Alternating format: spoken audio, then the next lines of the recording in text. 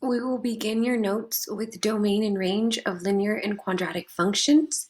If at any time you do not understand, please pause the video, re-watch, or ask your teacher.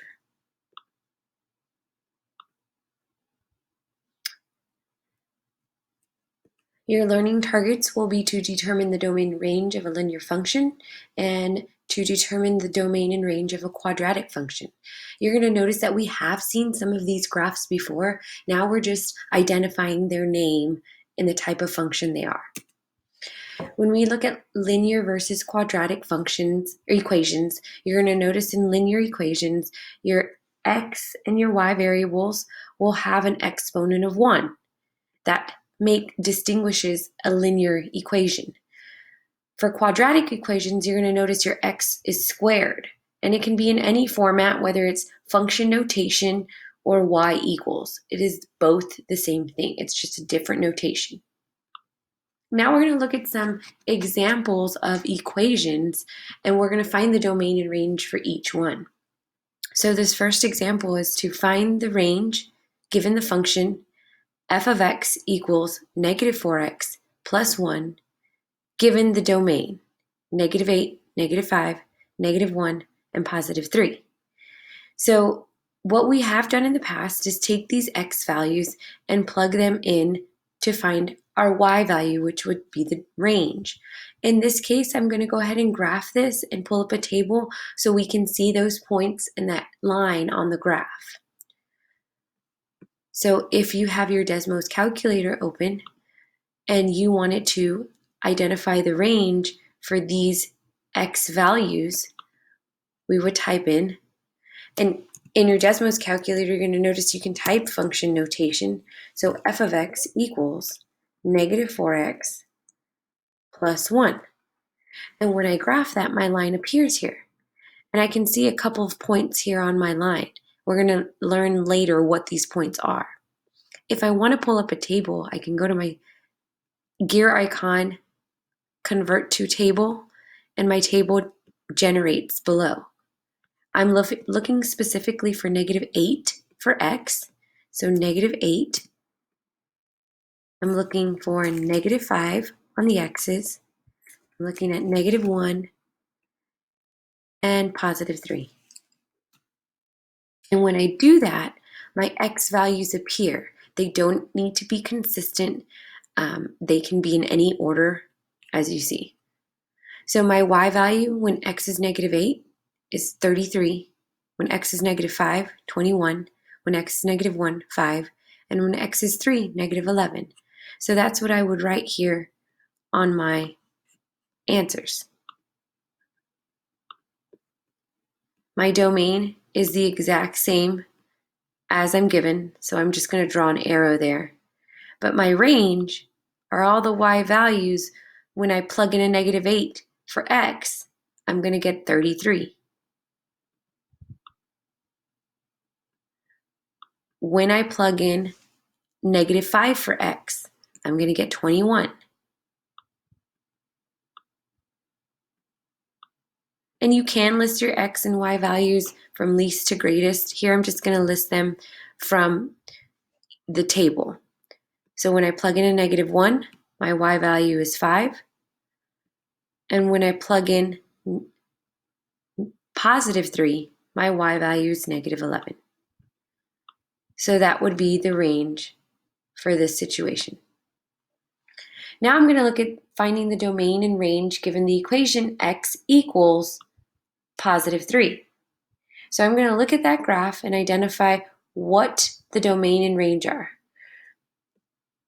So here I was given a specific value of x's, and so I had to list my values for y. But you're going to notice this is a linear function, and all of these numbers would be appropriate for the domain and range. But because I'm given a specific domain, I will write the specific range based on that problem. Okay, I'm going to go ahead and clear this and begin with the next equation. X equals 3. And you're going to see this vertical line show on your graph. And we're going to talk about what this vertical line is. Well, if you look at this graph, first of all, you want to think back. Is this a function, yes or no? For us to say that a line is a function or a given example is a function, we have to look at the x values. If the x values are not repeating, it is a function. But you're going to notice in all of these x values, no matter where you go on this line, the x value is consistent. It's exactly the same. It's 3. And that's what my equation tells me. So when I have a vertical line, this is not a function. My x's are repeating. But it doesn't mean that I cannot find the domain and range. I can find the domain and range. You're going to notice and see that this value can change, but we're looking specifically at positive 3.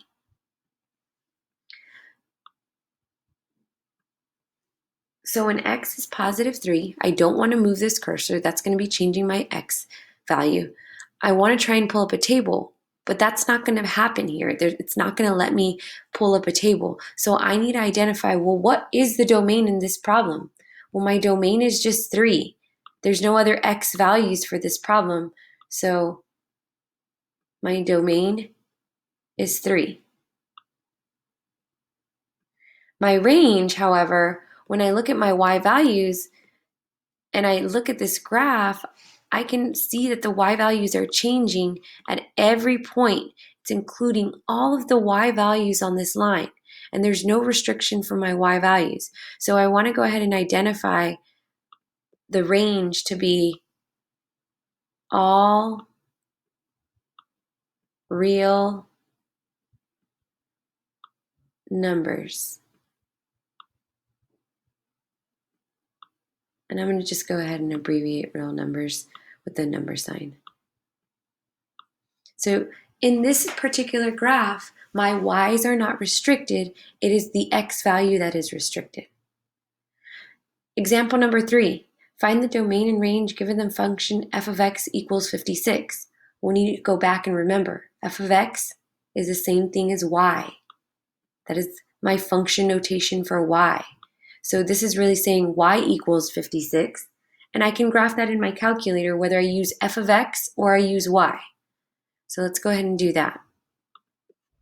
And we will determine the domain and range.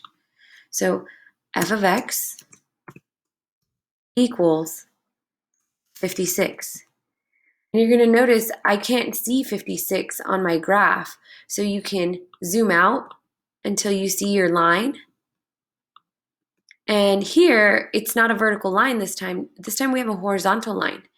And you're going to notice when I move this cursor along the line, my y value is not changing here. My y value is staying consistent. It is 56 throughout the entire line.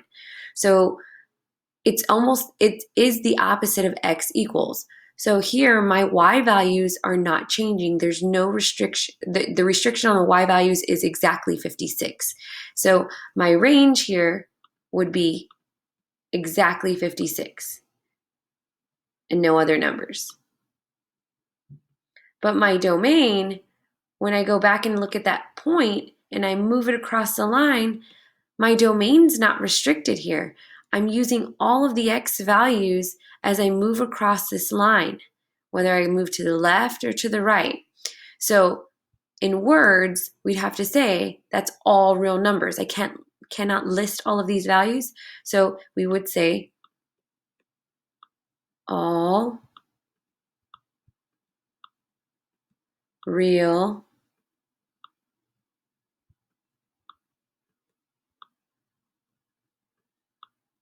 numbers.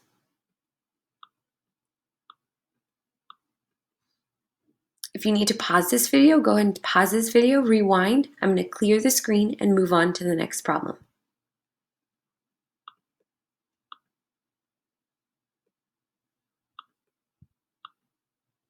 Now we're going to look at finding the domain and range of a quadratic function.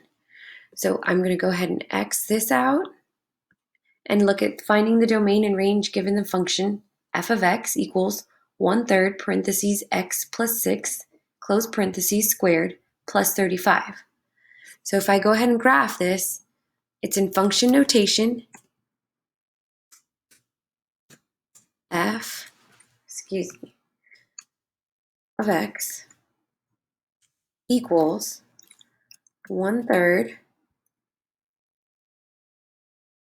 parentheses x plus 6 close parentheses. If I need to square, I need to come down here to my keyboard, use my square button, and then plus 35. So here you're going to notice this is a quadratic graph. It is a U-shaped graph. So here, my y values, if I move my point, or if I move my cursor along this graph, all my y values are changing. And as I move up or to the other side, my y values are going to continue on and on and on and on.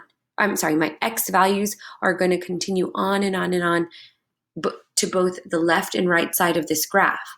So when you look at quadratic functions, you're going to notice when you have arrows on both sides, we don't see the arrows, but this graph is continuing on and on up. Our domain is going to be all real numbers. All real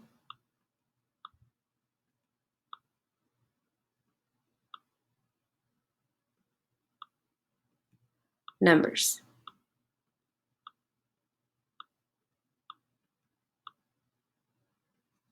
Okay, now we're going to look at the range. The range is different. The range, we're going to have a restriction.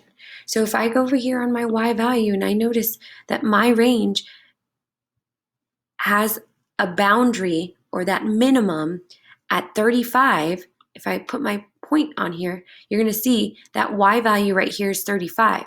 And then you want to ask yourself, is this graph including all the numbers above 35 or below 35? Well, if I move my pointer, you're going to notice all the points above here are greater than 35. So I'm looking at 35 and including 35 and all the way up the graph. So in order to identify the range for this situation, we would say y is greater than or equal to 35. And you're identifying that value 35 to be that minimum value for the y's. Now let's look at the next example next to it. Find the domain and range given the function y equals negative x squared minus 6x plus 5. So I'm going to clear this and enter y equals negative x squared minus 6x plus 5. And now you're going to see that my graph is facing down. That's okay. I need to quickly identify what my domain is just by looking at this graph. You're going to see your x values, and it's fine that they're facing down, but my x's go from left to right. So here my x's have no boundaries. So again, we're going to say our domain is all real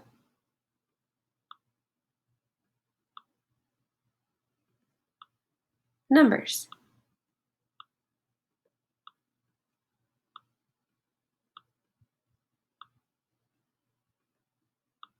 Now our y values have a restriction.